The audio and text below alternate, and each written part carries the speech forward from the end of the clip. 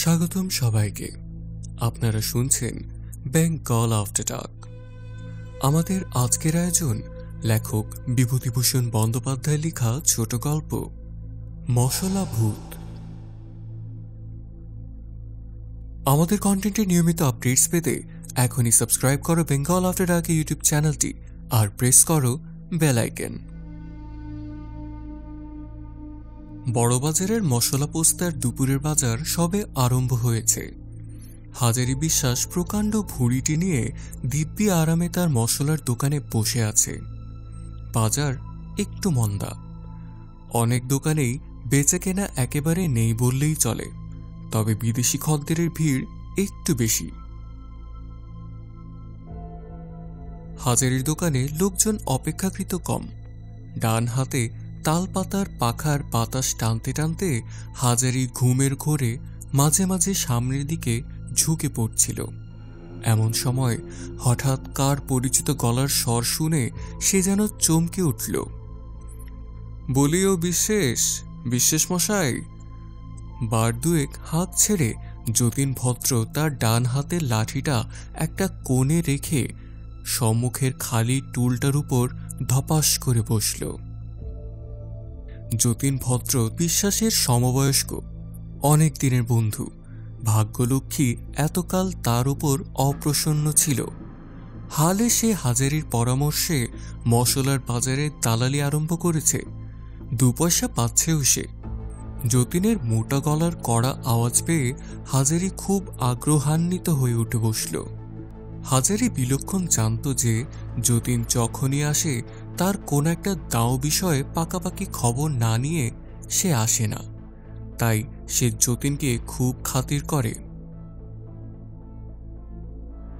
যতীন বলল, দেখো, শুধু দোকানদার হয়ে খদ্দেরের আসে রাস্তার দিকে হাঁ করে বসে থাকলে তাতে কি আর টাকা আসে? তা তো আসে না, বরং ঘুমই আসে। 5টা খবরাখবর রাখতে হয়, বুঝলে? হাজারি বলল, এসো এসো যতীন, ভালো আছো তো? অনেকদিন দেখি না তোমায়, জানো। কিছু খবর আছে নাকি? সে খবর দিতেই তো আসা। এ বাজারে শুধু গণেশের পায়ে মাথা ঠুকলেই টাকা করা যায় না। অনেক হদিস জানতে হয়, অনেক কাঠখড় পুড়িয়ে তবে টাকা পাওয়া যায়, বুঝলে? এখন কি দেবে বলো? জানোই তো, যতীন ভদ্র বকে একটু বেশি, কিন্তু খবর যা আনে তা একদম পাকা। যাকে, এখন আসল কথা তোমায় যা বলি মন দিয়ে শোনো। যতীন অতঃপর হাজারিকে কাছে বসিয়ে চুপি চুপি তার কথাটা বলতে গেল। যতীনের কথায় টাকার গন্ধ পেয়ে হাজারি কান খাড়া করে এমনই একাগ্রভাবে শুনে যেতে লাগলো যে সত্যনারায়ণের পাঁচালিও লোকে অতটা মন দিয়ে শোনে না। ব্যাপারটা এই, গ্রেহাম ট্রেডিং কোম্পানির একটা মস্ত মাল জাহাজ SS রেঙ্গুন ডাচ ইন্ডিজের কোনো একটা বন্দর থেকে প্রচুর মাল নিয়ে কলকাতায় আসছিল। যত রকম মাল বোঝাই ছিল তার মধ্যে মশলার বস্তাই সবচেয়ে বেশি। লঙ্কা, হলুদ, জিরে, তেজপাতা প্রভৃতি কত রকমের মশলা। প্রতিটি বস্তার ওজন 2.5 মণের তো কম হবেই না। এরকম শত শত বস্তার গাদায় জাহাজখানা আগাগোড়া ঠাসা। সেই মাল জাহাজখানি গঙ্গার ভেতরে ঢুকতেই ঘন কুয়াশার মধ্যে শেষ রাত্রিরে ভাটার মুখে গঙ্গার চোরাবালির চড়ায় ধাক্কা খেয়ে ডুবে যায়। জাহাজ যখন সবে ডায়মন্ড হারবার পেরিয়ে গঙ্গায় এসেছে তখন এই ব্যাপার। সারেং শত চেষ্টা করেও কিছুতেই সামাল দিতে পারল না। জাহাজ ডুবির সঙ্গে কতক লোকও জলে ডুবে মারা গেল। জাহাজের কতক মাল নষ্ট হয়ে যায়, আর বাদবাকি মাল সব গঙ্গার জলে ভাসতে থাকে। মশলার বস্তাগুলো প্রায় ডোবেনি, বিশেষ ক্ষতিও হয়নি। দূর থেকে ওই মশলা বস্তার গাদাগুলি ভেসে যেতে দেখে পোর্ট কমিশনের লোকেরা সেসব তুলে পাড়ে টেনে নিয়ে আসে। কাল 8:30টার সময় নিলাম ডেকে সেই বস্তাবন্দি মশলাগুলো বিক্রি করা হবে। ধড়িবাজ হাজারি বিশ্বাস যতীনের কথাবার্তা শুনে চট করে সব বুঝে নিল। কত লোককে চড়িয়ে কত পাকা ধানে মই দিয়ে তবে সে আজ এত টাকার মালিক। কথাবার্তা তখনই সব ঠিক হয়ে গেল। যাওয়ার সময় যতীন আবার হাজারিকে বেশ করে মনে করিয়ে দিয়ে বলল, দেখো ভাইয়া, টাকা যদি পিটতে চাও তবে এই সুযোগ হাতছাড়া করো না। জলের দামে মাল বিকিয়ে যাচ্ছে, কাল সকাল 8:30টায় নিলাম। আমি কিন্তু 7টার সময় এসে তোমাদের সঙ্গে দেখা করব, কেমন? পরদিন হাজারি যতীনকে নিয়ে যথাসময় খিদিরপুরের দিকে রওনা হয়ে গেল। নিলামের জায়গায় পৌঁছতে আর বেশি দেরি নেই। দূর থেকে কলরব শোনা যাচ্ছে। যতীন আগে আগে চলেছে, হাজারি পেছনে পেছনে ছুটছে। এত বড় সস্তার কিস্তিটা ফসকে না যায়। হাজারি যতীনকে বরাবর নিলামের কাছে বস্তাগুলোর গুনতি করতে পাঠিয়ে দিয়েই নিজে শটান এক দৌড়ে সাহেবের কাছে গিয়ে মস্ত বড় এক সালাম করল। সাহেবের সঙ্গে 2 মিনিট ফিসফাস করে কি কথাবার্তা বলে হাজারি ঊর্ধ্বশ্বাসে ছুটে এলো নিলামে ডাক বন্ধ করে দিলে। যতীন বলল, কি খবর ভাইয়া, সুবিধা করতে পেরেছ তো? হাজারি খুব ব্যস্ত সমস্তভাবে বলে উঠল, পরে বলবো, কাজ হাসিল। এখন কত বস্তা গুনতে বলো দেখি। 100 বস্তা গুনা হয়ে গেছে। বাস্তবিক উঁচু উঁচু গাদা করা মশলার বস্তাগুলোর দিকে চেয়ে হাজারির চোখ জুড়িয়ে গেল। সে যেদিকেই তাকায় দেখে যে অগুন্তি বস্তা সারবন্দি থামের মতো রাস্তা জুড়ে দাঁড়িয়ে আছে। উহ, এমন তাও জীবনে কারো ভাগ্যে 1 বা 2 বারই আসে। এখন মশলা পোস্তার কোনো রকমে তার গুদামে এইগুলো চালান দিতে পারলে হাফ ছেড়ে বাঁচে। আর দেরি নয়, হাজারি যতীনকে তাড়া দিয়ে বলল, ওহে ভাইয়া, শুভ কাজে আর বিলম্ব কেন? এখন লরি ডেকে তাড়াতাড়ি মাল বোঝাই করে পোস্তায় চালান দাও, আমি ততক্ষণ এগিয়ে যাই। একেবারে সব মাল লরিতে ধরল না। দ্বিতীয় খ্যাপ বস্তা চাপিয়ে যতীন যখন পোস্তায় ফিরে গেল তখনও বিকেল আছে। সে এসে দেখে সবই অব্যবস্থা। রাশিকৃত বস্তার গাদা হাজারির দোকানের সামনে ফুটপাতে গড়াগড়ি খাচ্ছে। এতগুলো মাল তোলবার জন্য মাত্র 3টে লোক লাগানো হয়েছে। চতুর্দিকে লোকের মহাভিড়, হই হই ব্যাপার। এদিকে পুলিশ তাড়া দিচ্ছে, জলদি মাল হাটাও। হাজারি কেবল চেঁচাচ্ছে, সে যেন কিছুই কোচকাজ করে উঠতে পারছে না। কাণ্ড কারখানা দেখে যতীন নিজেই কোমর বেঁধে লেগে গেল। প্রাণান্ত পরিশ্রমের পর সন্ধ্যার পূর্বেই সব মাল তোলা হয়ে গেল। বস্তাগুলি পাশাপাশি সাজিয়ে দেখা গেল ঘরে আর কুলোয় না। তখন বস্তার উপর বস্তা চাপিয়ে দিয়ে 20 কাঠ পর্যন্ত মাল ঠাসা হলো। গম্বুজের মতো এক একটা ফুলো ফুলো বস্তা, আর বস্তাগুলোর উঁচুও কি কম। এইভাবে বস্তা ভরাট করে মাথার ঘাম পায়ে ফেলে যতীন আর হাজারি যখন বাড়ি ফিরল তখন রাত প্রায় 10টা। সে রাত্রে গুদামের তালা লাগিয়ে দিয়ে প্রতিদিনের মতোই হাজারির চাকর বাইরে শুয়ে রইল। শেষ রাত্রে মশলার গুদামে কি একটা শব্দ শুনতে পেয়ে আশেপাশের দোকানদারদের ঘুম ভেঙে গেল। তারা চোরের আশঙ্কা করে চাকরটাকে ডেকে তুলল। চাকরটা শশব্যস্ত হয়ে আলো জেলে বেশ পরখ করে এদিক ওদিক দেখতে লাগলো, কিন্তু চোর ঘরে ঢুকলো কি করে? গুদামের দরজার তালা বন্ধ স্পষ্ট দেখা যাচ্ছে।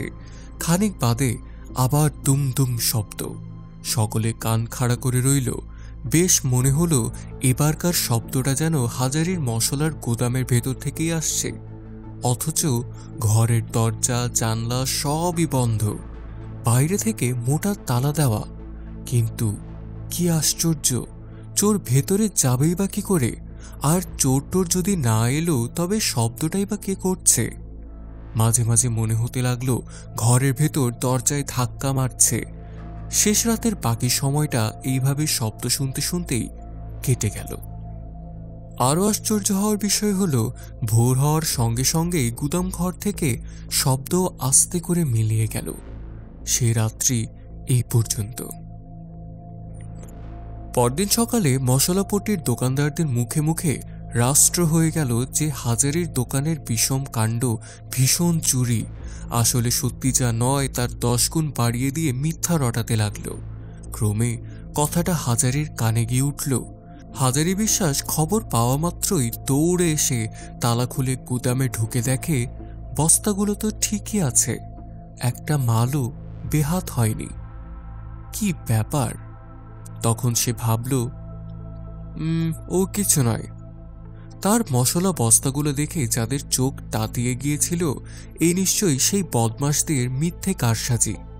তারাই মজা দেখাবার জন্য চুরির গুজব রটিয়েছে। কিন্তু হরের চাকরটাও যে বলল ভীষণ শব্দ শোনা যাচ্ছিল। এই শব্দ রহস্যটা হাজারি কিছুতেই কিনারা করতে পারল না। চোর যদি এসেই থাকবে তবে কিছু নিল না কেন? উপরন্তু শব্দ করে জানান দিয়ে গেল, এ কি ব্যাপার? তবে কি তাকে ভয় দেখানোর জন্যই রাত্রিবেলা দুর্বৃত্তেরা এইসব আয়োজন করেছে? ৭-৫ ভেবে হাজারি সেদিনকার মতো কথাটা চেপে গেল। ভাবল আজ রাত্রে আর বাড়ি না গিয়ে নিজেই দোকান পাহারা দেবে। করলেও তাই।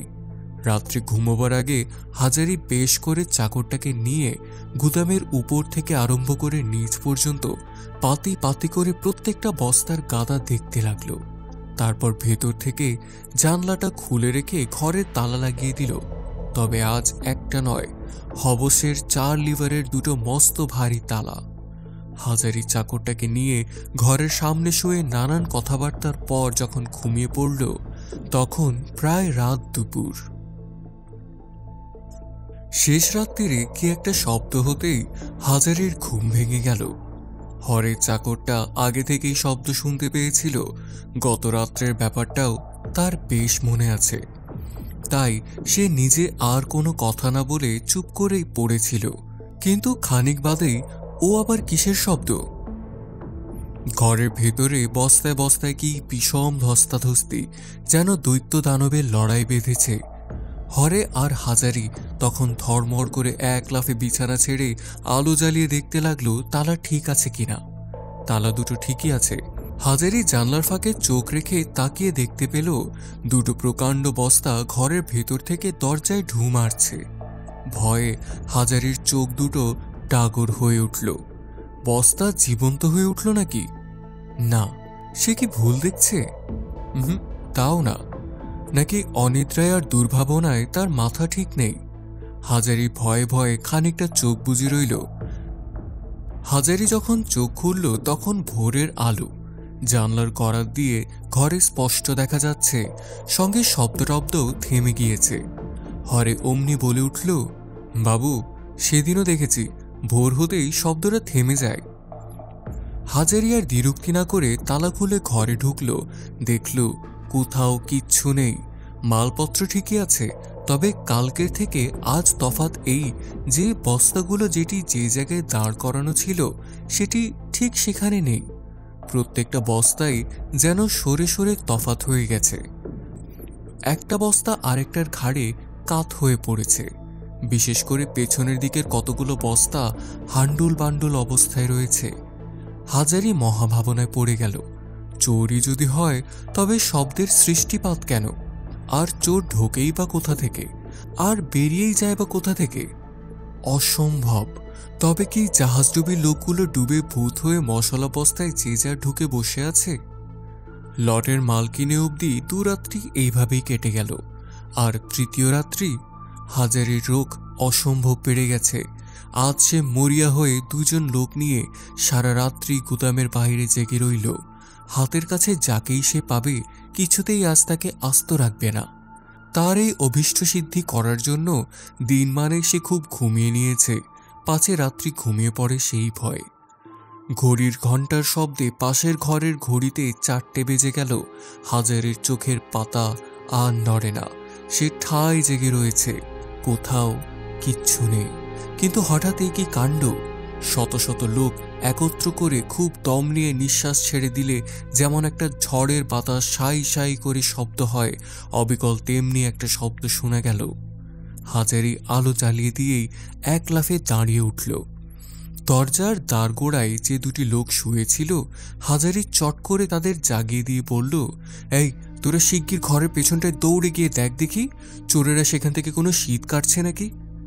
তারপর হাজারি গুদামের তালা খুলে ফেলল। কিন্তু কিসের শীত? আর চোরই বা কোথায়?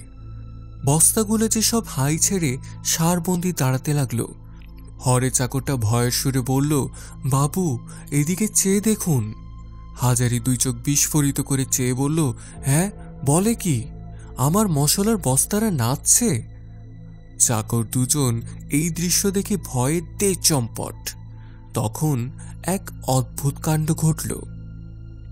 বস্তাগুলো সব একটির পর একটি ঠকঠক করে ঠিকরে রাস্তায় বেরিয়ে পড়ল।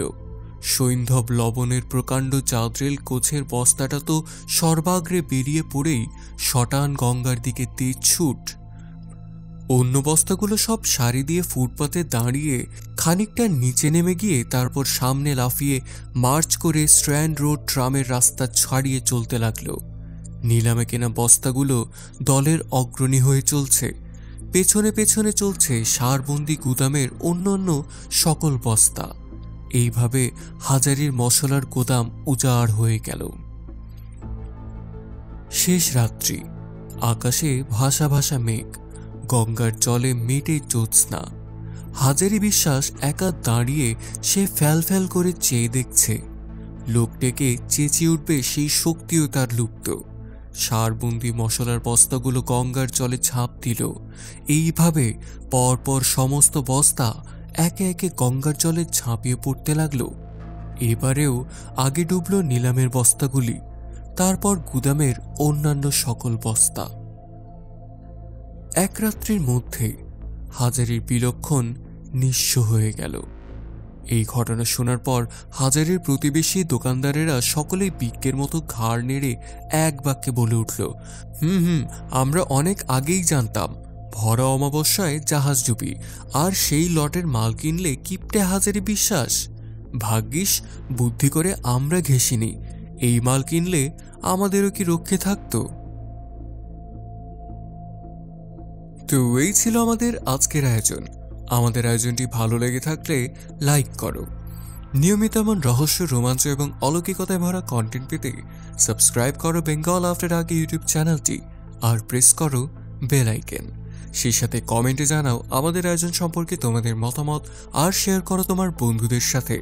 ফিরছি আরও একটি নতুন গল্প নিয়ে আগামী শুক্রবার। Till then, take care and good by.